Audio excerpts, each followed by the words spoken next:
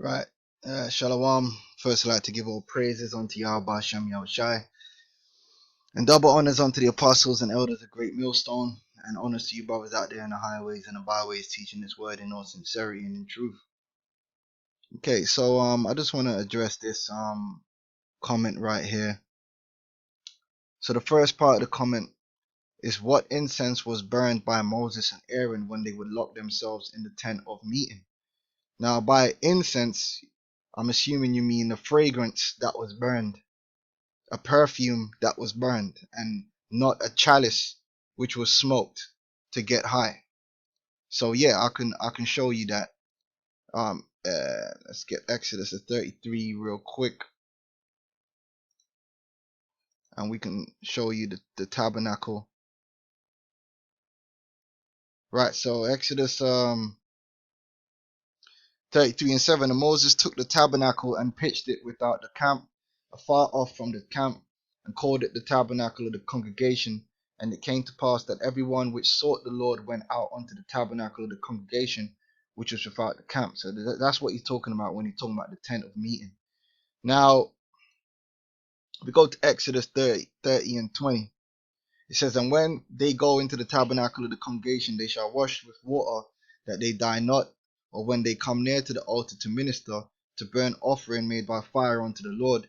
So they shall wash their hands and their feet, that they die not, and it shall be a statute forever to them, even to him and to his seed throughout their generations.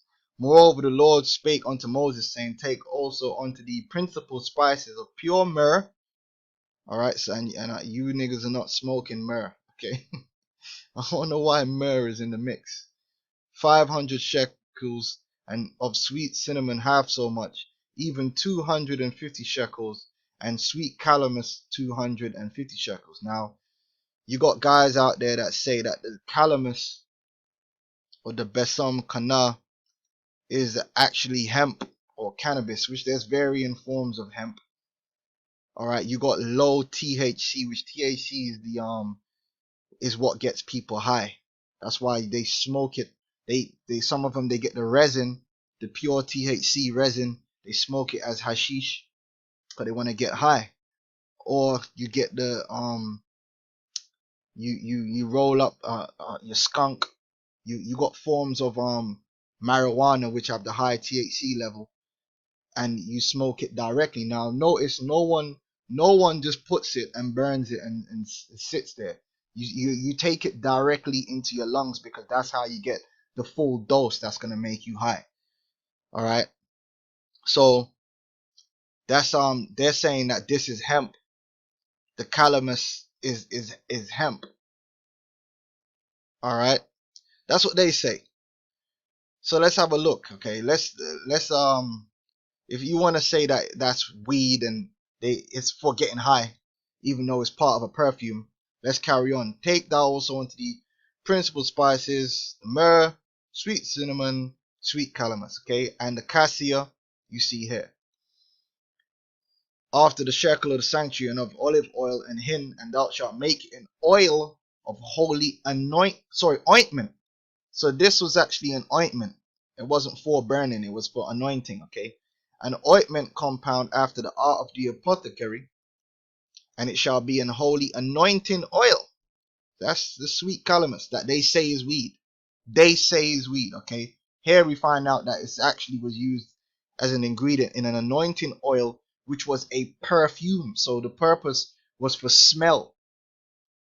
And thou shalt anoint the tabernacle of the congregation therewith, and the ark of the testimony, and the tables, and all the vessels. And as you read on, it's going to go into everything that they anointed. And they even anointed Aaron and his sons to consecrate them. Alright, so it's an anointing oil. Alright, that's what it was. Alright, it wasn't being smoked. It wasn't being rolled up or put in a chalice and smoked. Now, was there an incense? Yeah, the sweet incense. Exodus 30 and 34, here is the ingredients. And the Lord said unto Moses, take unto these sweet spices, the stacte, the anuka, and the galbanum, and which there's debate about the certification of these different spices, by the way. These sweet spices with pure frankincense. You niggas smoking frankincense in your zoots? I dare you to. I dare you to do that. I dare you to put all these different herbs in a piece of paper and smoke this into your lungs, please, and do it on camera so I can watch with my popcorn. Of each shall there be a like weight, and thou shalt make it a perfume. The purpose of it, the incense, is to be a perfume, not to get high, okay?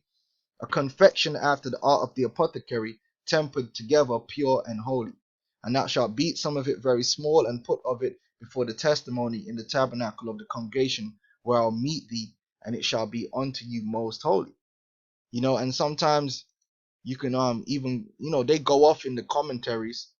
But even in the commentaries, it will tell you one's for anointing and one's for burning, man. I don't, you know, I don't see I don't know how you get the whole smoking the chalice and getting high.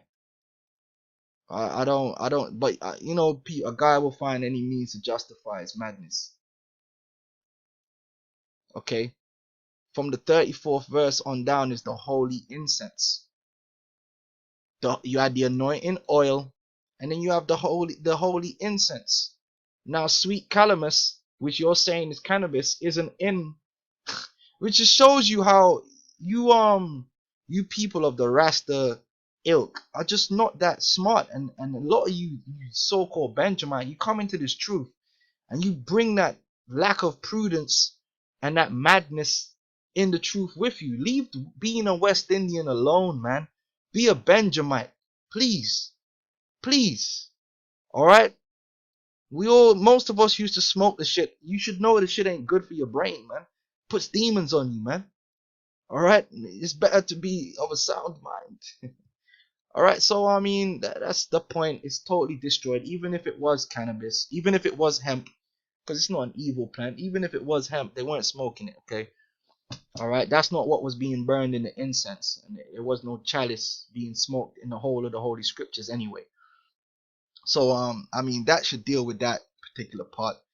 Then he says, what happens to woolly hair, so-called Negro, when he takes a Nazarite vow to not put a comb through his hair? So let's have a look if that's in the scriptures.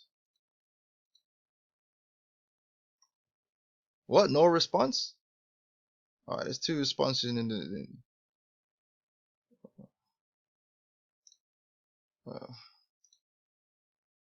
a comb different from the comb.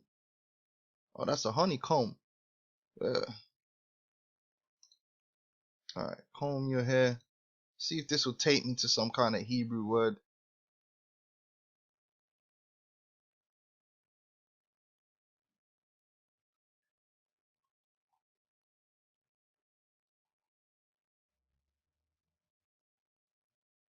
Doesn't actually say comb your hair in the Greek. That's the new life for you. New living anyway. I mean, I'm struggling to find where it says you can't comb your hair. If you go to the Nazarite vow in Numbers, it says you can't put a razor to your head. Maybe the word come actually means comb. I don't know. Maybe. I don't know. All the days of the vow of his separation, there shall no razor come upon his head. Alright? So the whole point in Nazarite vow is to let your hair grow. You don't cut your hair. You don't pole it. You don't pole it. You don't trim it. You let it grow. As it doesn't say anything about hair, about not combing your hair. Alright, and first of all, you don't know how Afro Samson's hair was. You know, let's just put that out there. And anyone can get matted hair, okay? Anyone. You don't have to have an afro to get matted hair and have dreadlocks. Alright, anyone hair will mat up. You know, so I don't know what you got, because you make it into a black thing, you know, like it's some special black thing to mat your hair up. I mean, it's totally distasteful, man. Alright, now if you don't want to comb your hair, that's on you, but you know, what happens to a woolly haired so-called Negro when he takes the Nazarite vow to not put a comb through his hair or cut it? Well, you added on to the scriptures, my man. You added on to the scriptures, because it doesn't say in the script, in the law of a Nazarite, it doesn't say you can't comb your hair. Alright, it doesn't say you can't scratch your hair, it doesn't say you can't comb your hair, it doesn't say you can't wash your hair, it says you can't cut your hair. Okay. Now, as for the hair looking neat, you can plait your hair and it's not neat. You know what I mean? It's not about what's neat. It's just about, it's not matted, man. Okay, so I mean, that's the point on that. I'm pretty sure we've shown that Aaron and Moses weren't, you know, smoking up the ganja in the holy place, in that they the place which was allotted for them to gather together in the tent of meeting. They weren't smoking chalice. That's not in the scriptures. Okay, so if that, I'm say shalom.